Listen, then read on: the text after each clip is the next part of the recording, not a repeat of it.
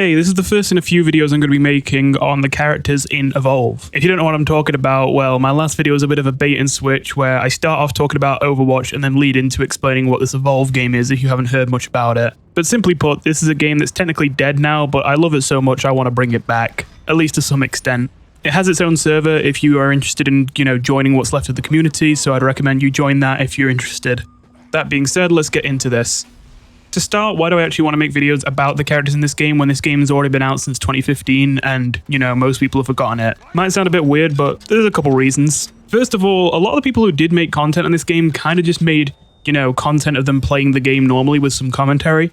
I didn't really see anyone making content like this about the game, and so I thought it'd be cool to put out these sort of character review style videos. As a second thing, obviously, since the game is kinda dead, I kind of want to put these out there as a sign to the multiple people I know still love this game and wish it could come back, as a sign that, hey, we're still here, we still love the game, and if you also love it too, then hey, maybe we can make an effort to bring it back to some extent. Lastly, because of how difficult it is to actually get your hands on Evolve if you don't already have it, there's genuinely kind of a worry of whether some of these characters will just be lost to time.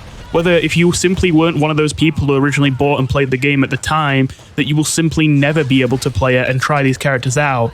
And so I kind of like the idea of having these videos here as almost a bit of a, maybe a bit of a weird way to put it, but a bit of a museum to the characters so that anyone who missed out on being able to play the game at the time could still find out what these characters were like. All that being said, let's get into our first character. As I mentioned in my previous video, as the hunters in Evolve, you have 4 different roles: Assault, Trapper, Medic, and Support.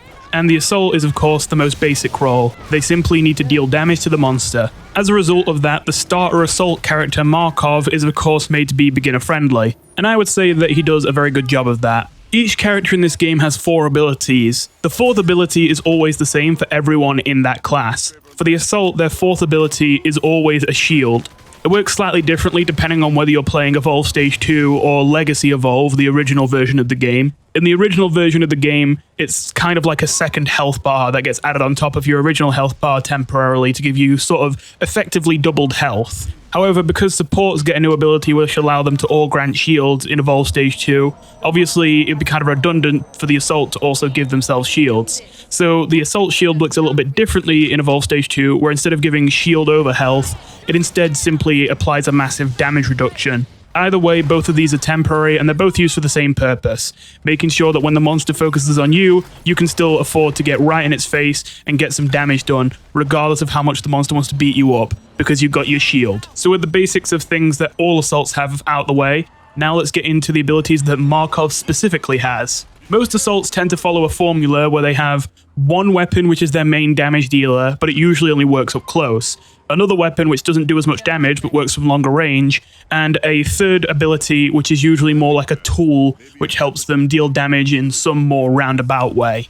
For Markov, that main weapon, which is the main source of his damage output, is the lightning gun.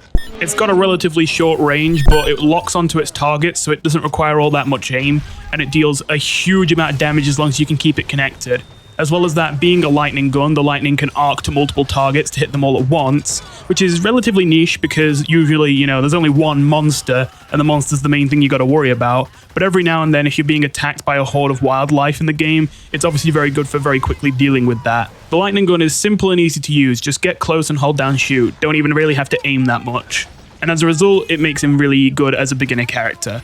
The only real downside to the lightning gun, besides its range, is the fact that it does take a very long time to recharge. Not being a normal weapon, you can't just reload it, and it will overheat or run out of battery if you just simply hold it down too long. However, this brings me to one of the main sort of principles about how Evolve works. That being that in Evolve, every single weapon/ability on every single character is something that can still reload or recharge even when you don't have it out. So whenever your lightning gun is out of power, you can swap to your secondary weapon, which for Markov is the Assault Rifle, which is very basic. It's simply a machine gun that's accurate, long range, and doesn't deal as much damage as the lightning gun. It doesn't have any gimmicks, it's just an Assault Rifle. Obviously, you should always use the lightning gun whenever you're able to instead of the Assault Rifle since it deals more damage, but of course the Assault Rifle is useful for when your lightning gun is out of battery, or for when the monster is too far away to hit with the lightning gun. And finally, there's the third thing that Markov has, a more indirect way of dealing damage, arc mines. They have a long arming time, and they have a red sort of glowy sphere around their area of effect, which makes it easy for the monster to see. But if the monster does walk into the arc mines, when they explode, they deal a huge chunk of damage, and you can have up to 3 of them out on the field at once. It's very difficult getting the monster to set these things off, but if you're able to get them to set them off, then it will do a lot of damage. So whenever you have nothing better to do in a fight, you may as well drop some arc mines down somewhere where you think the monster's going to go. Just be careful that if an arc mine does blow up while you're standing next to it, while it won't hurt you, it will blow you off your feet, which sort of acts like a stun. So taking this all together, as I mentioned, Markov is a very good beginner character, being very basic to play. He doesn't really have any gimmicks or status effects to keep track of. His main damage source doesn't really require much aim, as I mentioned, and the only parts of his kit which really demand any kind of skill is just being accurate with his assault rifle and smart with your placement of mines.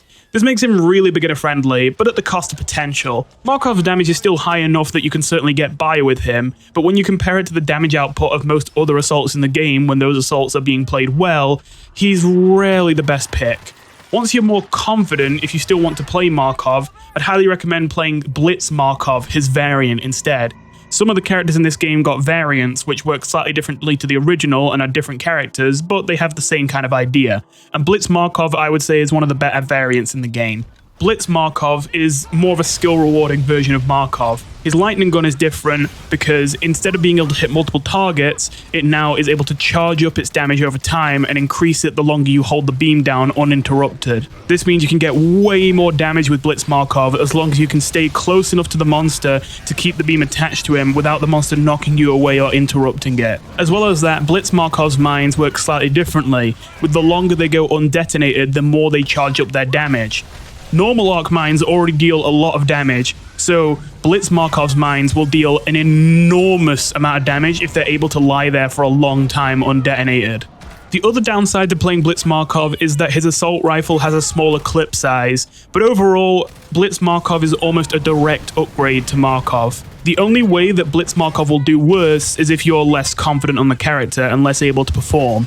If your beam keeps getting broken and you're not able to hold it on the monster continuously, or if your mines keep detonating early or not detonating at all, then you will deal less damage with Blitz Markov. But assuming that you're able to place your mines well, keep the beam connected, and not use the assault rifle too much, then yeah, Blitz Markov is practically a direct upgrade to normal Markov and has a lot more damage potential thanks to having a higher skill ceiling. Even the smaller clip size of his assault rifle is rarely an issue, because if anything I would say that normal Markov's assault rifle usually has too much ammo in the clip to be worth using the whole clip most of the time. When you keep in mind the fact that whenever you're able to hit the monster with your other abilities, both the mines and the lightning gun will always deal more damage than the assault rifle, it means that usually you only swap to the assault rifle when your other abilities are recharging.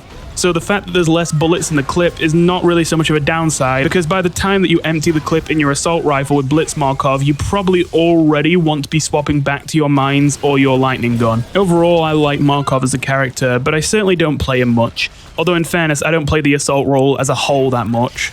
I'm going to try and keep these videos short and sweet compared to some of my other ones, so I'm actually going to end this one here. But I will be making more videos on other characters in the game in the future. Thank you for watching, and I'll see you in the next one. Goodbye.